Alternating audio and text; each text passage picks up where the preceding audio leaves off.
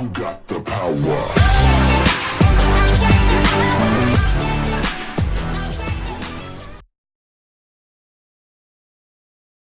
Welcome to the 24th tutorial on Theme D.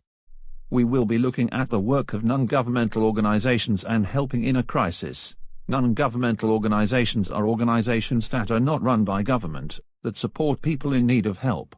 Non-governmental organizations, or NGOs, aim to help people in difficult situations, for example refugees, people living in places where there has been a natural disaster, or those who need help because they are living in poverty. NGOs can help in practical ways, like providing clean water, or by providing education, so people can get jobs and make money.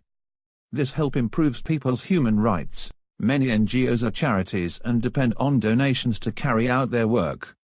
They may advertise on television to encourage more people to donate and support their cause. Pump Aid is an example of an NGO.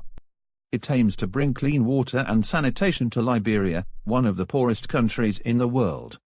They train people to install water pumps, which gives people a job, and also gives the community clean water.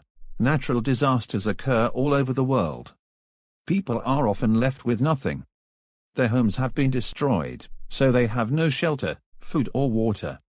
War can also mean people have to leave home to try and find somewhere safe. They often end up in a refugee camp where they are safe, but the living conditions can be awful.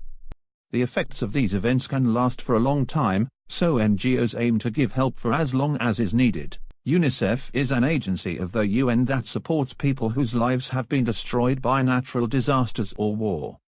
They provide immediate emergency help, as well as development help. In the exam you might be asked to explain how NGOs provide help in crisis situations.